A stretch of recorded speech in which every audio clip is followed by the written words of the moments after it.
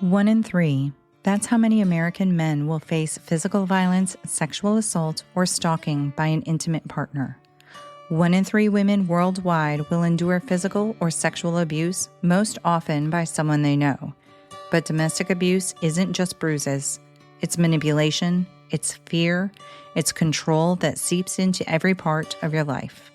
I'm Ingrid Dutton, and I survived it. Then I created 1 in 3 so no one else has to suffer in silence. Each week, we break that silence together. Occasionally joined by survivors, loved ones, and experts, we talk about the pain, yes, but also about the healing, resilience, and the fight to reclaim your life. This podcast is more than awareness, it's a lifeline. And a reminder, you are seen, you are heard, you are never alone. Search for 1 in 3 wherever you get your podcasts, because every voice matters and every story deserves to be heard.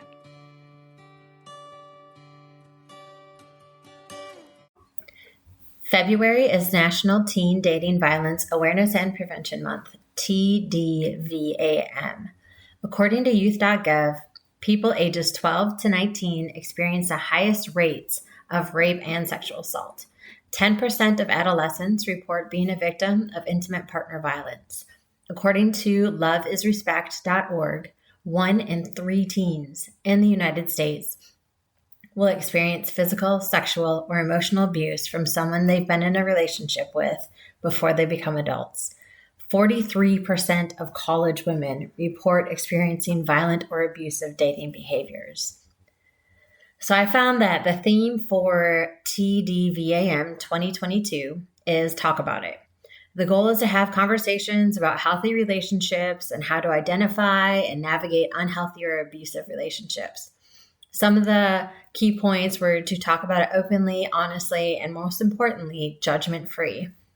In honor of Talk About It, I'm going to share a story that was submitted to us about teen dating violence. I do want to advise of a possible trigger warning. This is a story about rape. There will be resources listed at the end of the story, so if you want to skip past the details, feel free and please feel safe.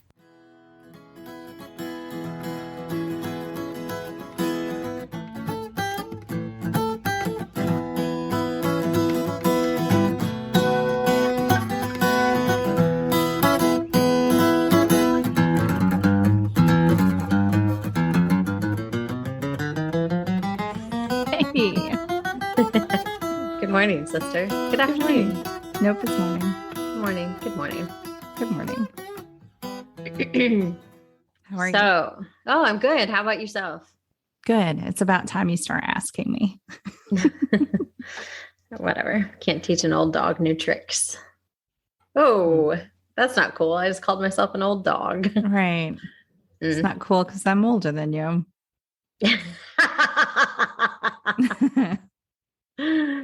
So you have a big story today. Yes. And it, like I said in the intro, it is a little heavy. So if people need to skip through, that's absolutely fine. The story itself is just in the very beginning, and then it talks about the effects of what happened to this girl.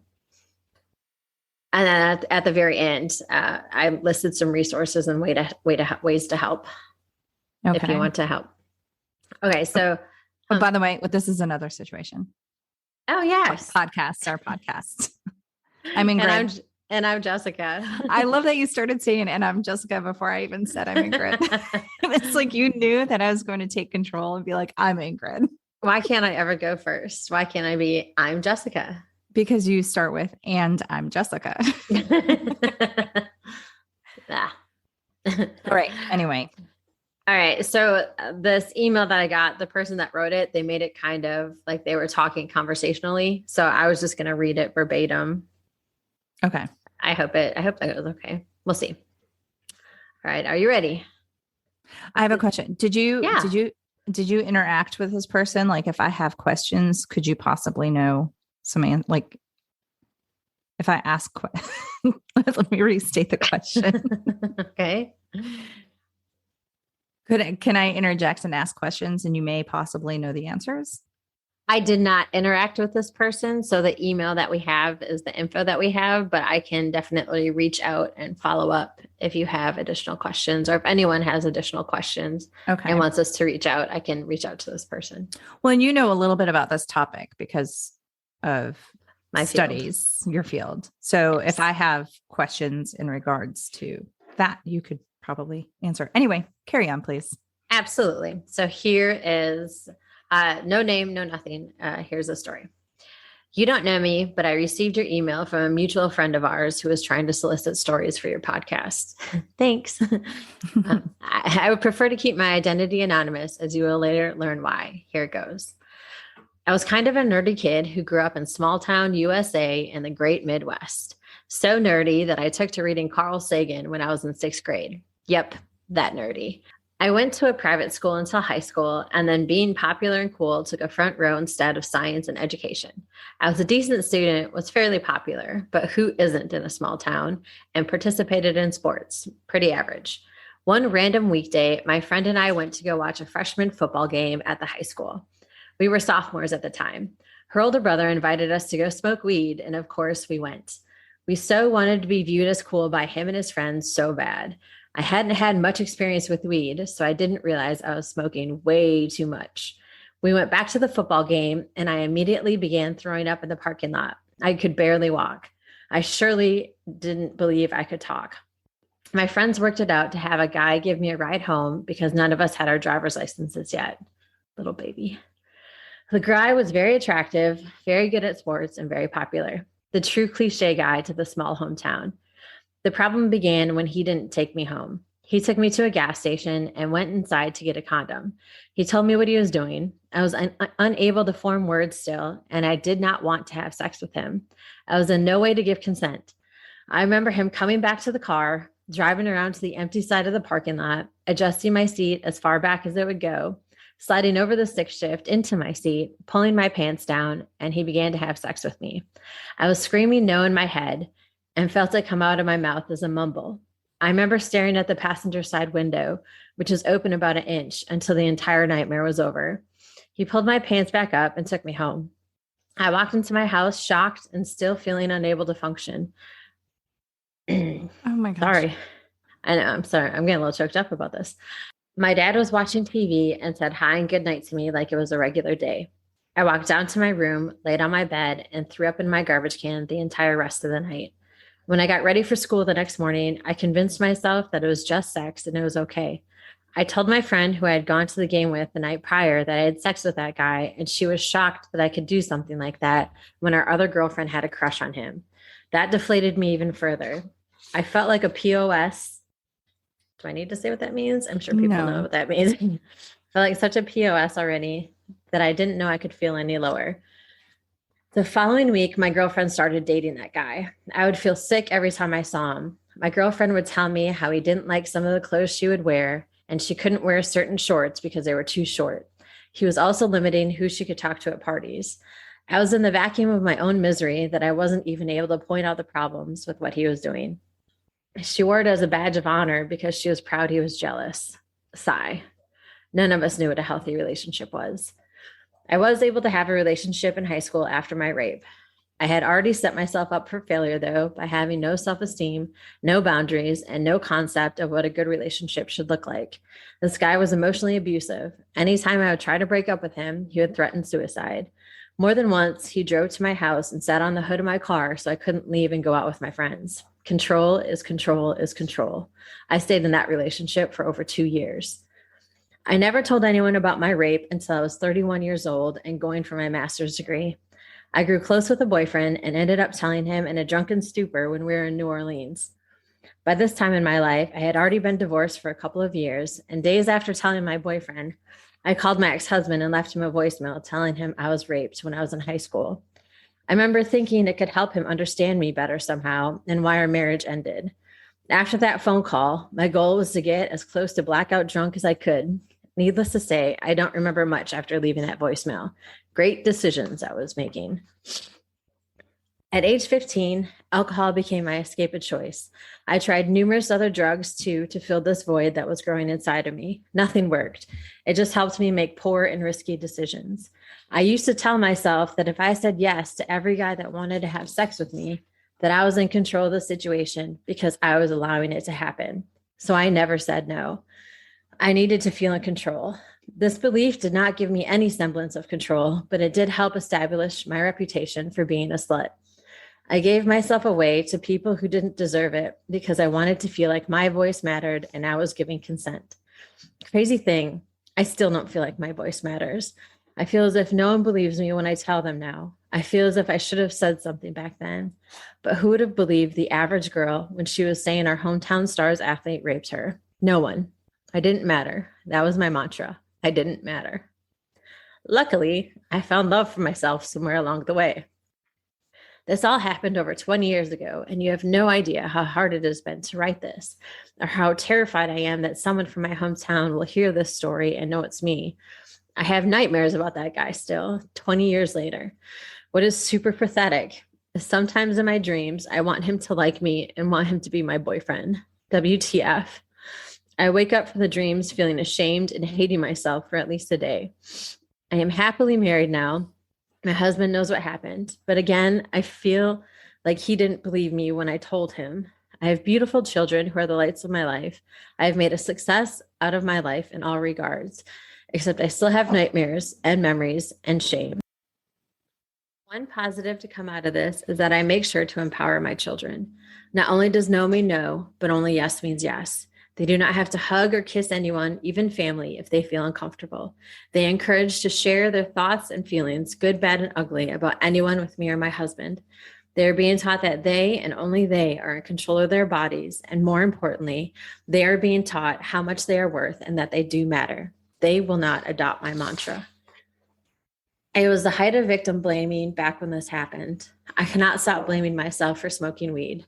Blaming myself for the jeans and tank top I was wearing. Nothing showy. Regular jeans and a thick strapped scooped neck tank top. I blame myself for being well endowed as a teenager. I must have been asking for it because I wasn't in a sports bra and oversized t-shirt. I blame myself for not having the courage to say anything back then. And I blame myself for not seeking counseling for it so many years later. Why would I want to open up those scars that may be super, super ugly, but they are healed? My life seems put together and functional that I don't want to mess with that flow, even though I know counseling could help with some of the lingering issues I have from this event. Why share this now with a random podcast? I'm not sure. Catharsis? Maybe. I like to believe I'm doing it in the chance that my story can help someone else out there. Anyone. I hope no one ever has to go through these feelings alone or ever has to have her inner voice hate her as much as mine did. You do matter. You matter to me. And then there are several ways to help for the month. If you know any teens, you can talk about the warning signs of dating abuse. You can help create a positive connection to the issues by talking about healthy relationships and talking about how the media portrays healthy relationships and how it is in movies and TV shows and how it actually is in real life. Even if you can't get involved, you can try to start and get information out there somewhere through your Facebook page, social media, whatever. If you need any toolkits, you can go to teendvmonth.org/resources. And if you know a teen that needs a well-trained peer advocate, they can contact the National Dating Abuse Helpline at 1-866-331-9474. You can also text LOVIS, LOVIS, to 77054, or you can go to a live chat at loveisrespect.org. I mean, she was young enough to not be able to drive yet. And I mean, she didn't tell anyone until she was 31. Yeah. It's a long time to live with I hate that. I hate that. Well, it sounds like back then there wasn't resources or anything available outside of, People or family? I can't imagine telling people or family that. Friends or family. No, okay. I don't know what else to say. I don't either. It's a very, very sad story, but there are resources out there for teenagers experiencing this or for parents of teenagers.